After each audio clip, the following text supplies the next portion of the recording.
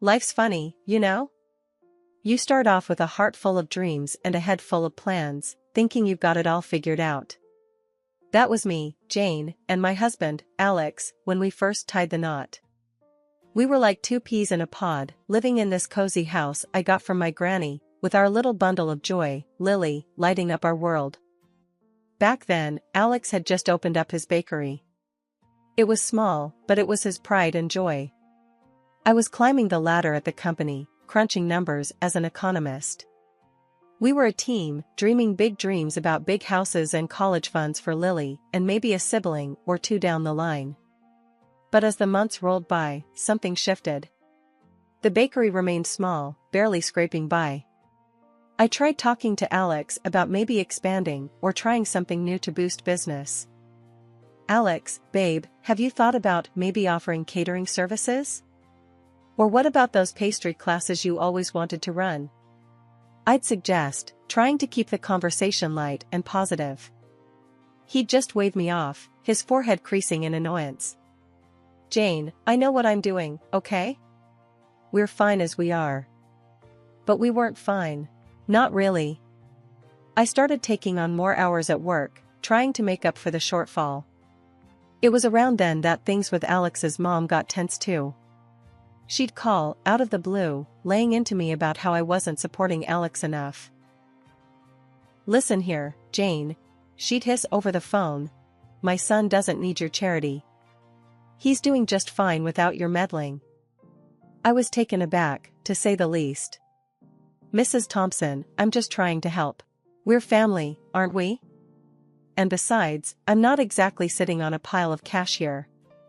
I'm working hard for everything we have. She snorted. Working hard? Please. All you care about is money. My son deserves better. Lately, things have been going south for Alex's bakery, like a ship hitting one iceberg after another. First, he had to let go of half the staff, which was tough. Those were people we knew, people who relied on that paycheck. Then, he had to cut down on production, saying there wasn't enough demand to keep things running like before. It broke my heart to see him so defeated, but I wasn't about to sit back and watch our dreams crumble to dust. One evening, I sat down with him, trying to keep the conversation as light as possible. Alex, love, have you thought about maybe bringing someone in? A consultant or something, to look at what's going wrong and help us fix it? He barely looked up from his plate, his fork playing with his food more than anything. Jane, we've been over this. I don't need some outsider telling me how to run my bakery. But it could help, don't you think? Maybe there's something we're missing. We could even consider a loan, just to tide things over and invest in a bit of a revamp. That got his attention. His head snapped up, his eyes narrow. A loan? Are you out of your mind? We're already hanging by a thread, Jane. And now you want us to drown in debt? I tried to keep my voice calm, even though frustration was bubbling inside me. It's not drowning if it helps us swim, Alex. I'm just trying to find a way to help us get through this. He slammed his fork down, pushing away from the table. No, Jane. Just, no. And with that, he stormed out, leaving me sitting there, staring at his uneaten dinner.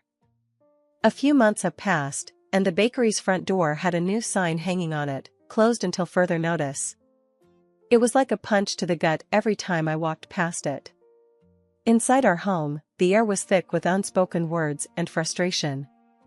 Alex had retreated into himself, spending days on end flipping through job listings with a scowl, his pride bruised and battered.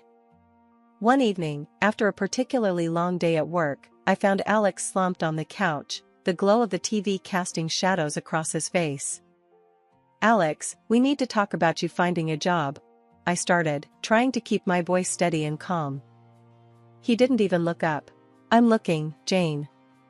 Looking or scrolling through social media? I couldn't help but let a bit of sarcasm slip. We need income, not just, whatever this is. Finally, he looked at me, his face set in a stubborn line. I told you, I'm not settling for some entry-level crap. I have a degree, Jane. I was a businessman. I'm not going to be someone's lackey. Your business failed, Alex. I reminded him, a little more harshly than I intended. We can't afford your pride right now. We need practical solutions. Real income. That set him off. So, what? You think I'm just a failure, is that it? You don't think I can make it back to the top? It's not about what I think, I tried to reason. It's about reality. We have bills, a daughter to think about. He didn't let me finish. Forget it, Jane. You wouldn't understand. You're just like everyone else, trying to keep me down. The argument spiraled from there, harsh words thrown back and forth until he stormed out, slamming the door behind him. Not long after that mess, his mother called. As soon as I heard her voice, I braced myself. Jane, you need to do something about getting Alex a job at your place. A good one, she demanded, as if it were the simplest thing in the world. I almost laughed. Mrs. Thompson, it doesn't work like that. I started at the bottom and worked my way up. They don't just hand out high positions based on a request, especially not to someone with no experience in the field. She huffed. You need to support your husband more, Jane. He's got potential, you're just holding him back. The conversation went in circles, her accusing me of not doing enough, of not caring enough, while I tried to explain the reality of our situation. It ended with her hanging up on me, leaving me feeling even more isolated and frustrated. And so, days turned into weeks, with Alex barely lifting a finger around the house, consumed with his phone or the TV, leaving me to juggle work, household chores, and taking care of Lily. Every attempt to talk to him about responsibilities, about being a part of this family, was met with defensiveness or outright avoidance. Can you at least pick up Lily from school today? I asked one morning, hoping for a small win. I'm busy, Jane, was his dismissive reply, not even specifying what he was busy with. Doing what, Alex? What's so important that you can't help with your daughter? He just shrugged, that infuriating, indifferent shrug that made my blood boil. Just stuff. You wouldn't get it. That's how it was now. Him, wrapped up in his world of whatever, me, trying to keep everything else from falling apart. Every conversation a battle, every day a little harder than the last. Things between Alex and me hadn't been great, but I never expected to find out he was taking cash right out of my purse. It started small, a 20 here, a 50 there.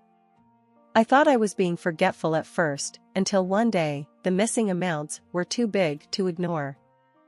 I waited for Alex to come home, tapping my foot, my arms crossed. The minute he walked through the door, I was on him like a hawk. Alex, we need to talk. Now. He looked tired, worn out, but the moment he saw my face, he knew something was up. What's wrong, Jane? Where's the money, Alex? I asked, my voice sharp. The cash from my purse. It's been going missing, and I want to know why. For a moment, he tried to play dumb, his eyes shifting away from mine. Money? What are you talking about, Jane? Don't play games with me, Alex. I'm not in the mood. I've been noticing for weeks.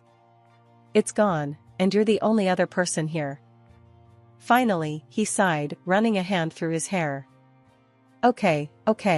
I took it. But, Jane, you don't understand, I needed.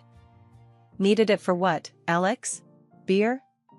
Because that's all I see you doing these days. Sitting around, drinking, while I'm out working my ass off. He flinched at that, but anger quickly replaced the guilt in his eyes. I don't have to explain myself to you, Jane. It's not like I'm asking for much. Just a little cash to get by. Get by? I was incredulous. While I'm juggling bills, trying to keep us afloat? That money wasn't yours to take, Alex. That's stealing.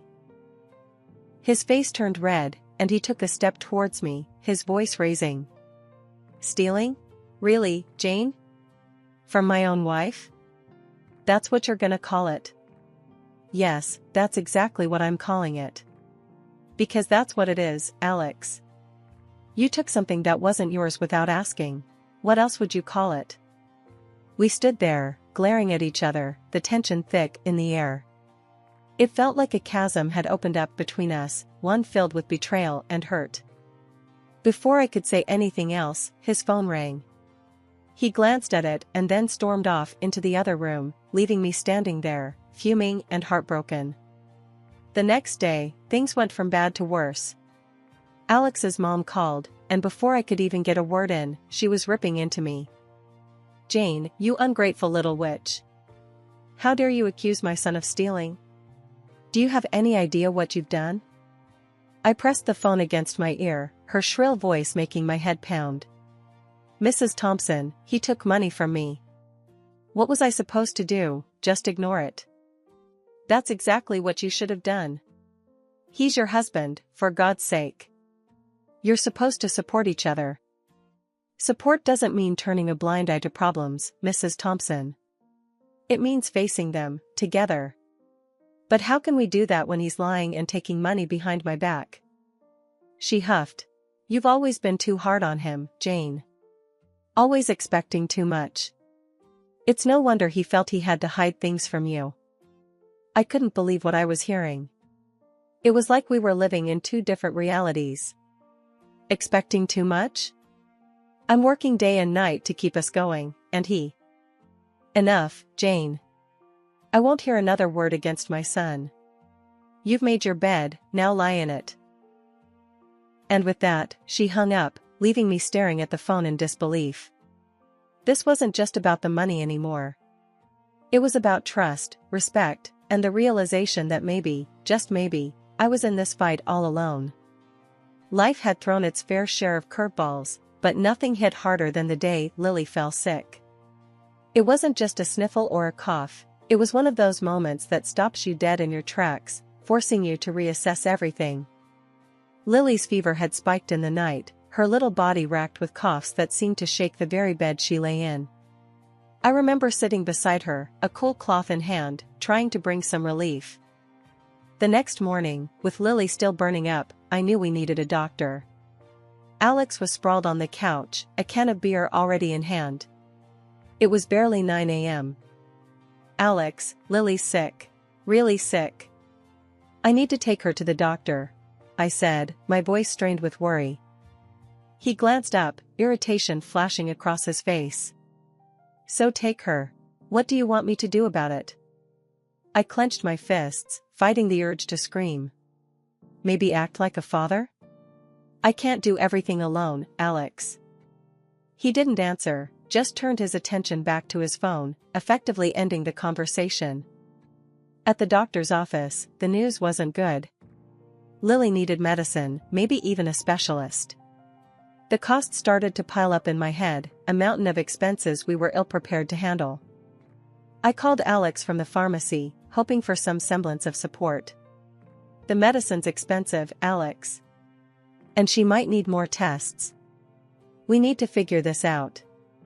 There was a pause before he spoke, his voice cold. "Well, what do you want me to do about it, Jane? Money doesn't grow on trees."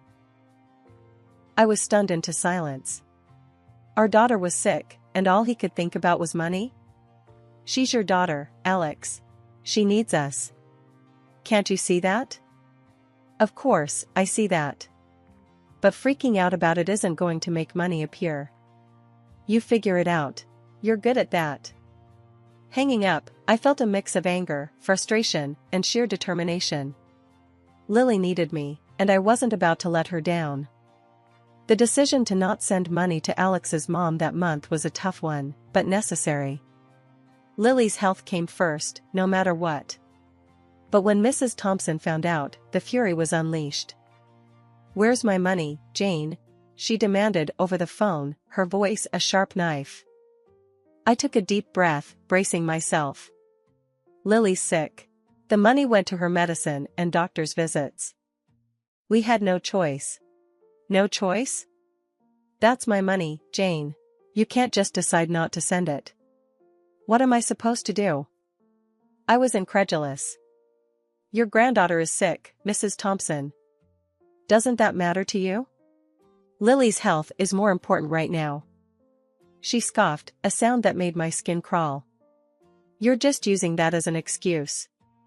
I need that money, Jane. You're being selfish. The conversation went downhill from there, ending with her calling me names and hanging up. I stood there, phone in hand, feeling a cocktail of emotion swirling inside me. Anger, disbelief, but above all, a fierce protectiveness over Lily. The day everything turned on its head started like any other, but ended in a way I never could have predicted. It was when I stood at the checkout line, groceries piled up, that I reached for my bank card and found nothing but emptiness. Panic knotted my stomach, not just at the embarrassment of not being able to pay, but at the realization of what it meant. Alex had taken my card. For a whole week, my calls to him went unanswered, a silence that spoke volumes. Then, out of the blue, he returned, but not alone. His mother was in tow, both of them wearing smug looks that didn't bode well. Before I could even demand answers, Alex dropped his bombshell. I won, Jane. $5 million. Can you believe it? The news knocked the wind out of me, not just the amount, but the sheer audacity of him claiming this victory after everything. What? How? With your card, he said, as if he had done something clever. Bought a lottery ticket. The room spun. He used my card without permission, and now, this. His next words cut deeper than the betrayal of theft. I'm leaving you, Jane. This is my chance to start over, without you dragging me down. Me and Mom, we're set. His mother, standing there with that grin, twisted the knife. Told you, Jane. You never believed in my son. Now, look at you, left behind while we move on to better things. I was speechless, the injustice of it all burning in my chest. You think you can just take that money and run? That's my card, my account. You stole from me, Alex. He shrugged, that infuriating indifference back in full force. Finders keepers, Jane. I won fair and square. It's time I found someone more supportive. Someone who appreciates me. The words stung, but it was the dismissal of our life together, of our daughter, that hurt most. And what about Lily? You're abandoning your daughter? Lily will be fine with you. I need a fresh start, away from all this. He gestured vaguely around our home, as if it were a trap he had finally escaped. I wasn't just going to roll over and let him take everything from us, especially not with money that was as much mine as it was his, if not more so. The first step was finding a lawyer, someone who could navigate the treacherous waters of legal battles that lay ahead. When I sat down across from Ms. Rivera, a sharp-eyed woman with a reputation for being a bulldog in court, I knew I had found my champion. I'm not going to lie to you, Jane. This is going to be a tough fight, Ms. Rivera began, her voice matter of fact. But it's not insurmountable. I nodded, clenching my fists in my lap to stop them from shaking. I understand. But I can't just let him get away with this. It's not right. She smiled, and there was a glint of something fierce in her eyes. I like your spirit. We'll give it everything we've got. First, we'll need to prove the purchase was made with your card. Do you have statements or any evidence of the transaction? Of course, I replied, pulling out copies of my bank statements I had brought with me. It's all here. The date, the time, the exact amount. Good, Ms. Rivera said, taking the papers and scanning them quickly. This is a solid start. Next, we'll file for an injunction to freeze the winnings until the court makes a decision. It's going to make him and his mother very unhappy, but it's a necessary step. The thought of facing Alex and his mother again made my stomach churn, but the fire Ms. Rivera had ignited in me burned brighter. Let them be unhappy. After everything they've done, it's the least they deserve. The day we served Alex with the papers, I saw him for the first time since he left. He looked different, harder, colder. His mother was with him, of course, her sneer as pronounced as ever. This is a mistake, Jane. You're going to lose, Alex said, his voice laced with a venom I hadn't heard before. I'm not the one who made a mistake, I shot back, my voice steady, despite the trembling I felt inside. Stealing from your family, abandoning your daughter, that was all you. His mother stepped forward, her finger wagging in my face. You're a greedy, ungrateful little. Enough, Ms. Rivera interjected, stepping between us with a calm authority that immediately silenced Alex's mother. This will be settled in court, not on your doorstep. After months of legal wrangling, the day of reckoning finally arrived. I sat in the courtroom, a bundle of nerves, my hands clasped tightly in my lap. Across the room, Alex and his mother sat together, an air of smug confidence about them that made my skin crawl. They whispered to each other, casting occasional glances my way, their expressions a mix of disdain and surety. My lawyer leaned over, her voice a whisper of steel. Ready for this, Jane? It's showtime. I nodded, not trusting my voice. My heart hammered in my chest, a loud echo in the silent room as we awaited the judge's entrance. When the judge finally entered, the room hushed to a solemn quiet. The proceedings began, a blur of legal jargon and back and forth that felt both endless and fleeting. Alex's lawyer painted him as a wronged man, desperately trying to claw back some dignity from a life derailed. It was almost laughable, if it wasn't so tragic. Then Ms. Rivera stood, clearing her throat. Your Honor, let's not forget the facts. The lottery ticket, the source of this windfall, was purchased with stolen funds. My client's funds. This isn't a fairy tale windfall, it's the result of deceit, a betrayal of familial trust. The back and forth continued until the judge finally called for silence, ready to deliver the verdict. My heart stopped, every second stretching into eternity as we awaited his words. In light of the evidence presented, it is the decision of this court that the majority of the lottery winnings, being the result of a transaction made with funds not belonging to Mr. Alex Thompson, be awarded to Mrs. Jane Thompson, the judge announced, his voice carrying a weight that felt like a gavel to my soul.